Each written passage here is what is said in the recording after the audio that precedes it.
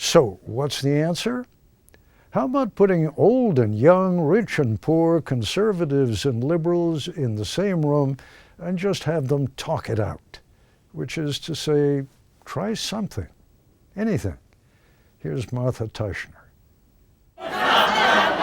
Angry Trump supporters demanded entry to a ballot processing center in Detroit today. Michigan is a battleground state, in every sense of the word.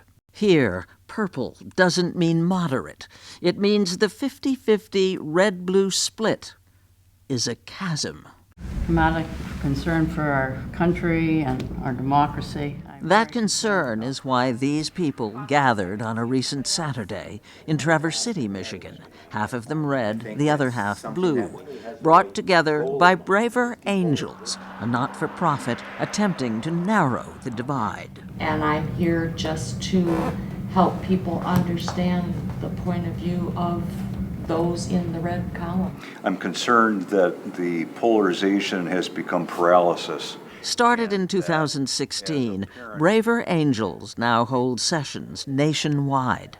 I'm going to start out with some expectations to abandon. It was shaped by Bill Doherty, who teaches relationships at the University of Minnesota.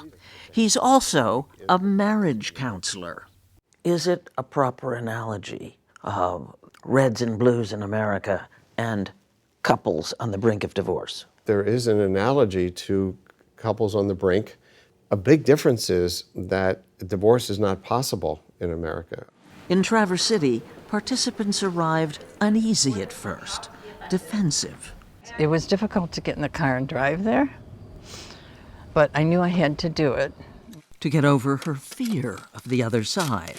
After what happened in January 2021, when Kelly McIntosh addressed a virtual county commission meeting, asking commissioners to denounce the Proud Boys after the violence of January 6th.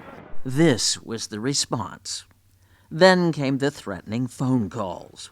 Anybody who knows me knows that I need to be here. Task number 1 at a red-blue workshop? We're all Marxists or communists, anti-Second Amendment, baby killers. It sounds counterintuitive. List what they call you. The stereotypes. Reds and blues in separate rooms. Deplorables. Misogynists and the conspiracy theorists. Facilitators then ask each side if there's a kernel of truth in those stereotypes. Passion for pro-life cause sometimes seems to not hear women.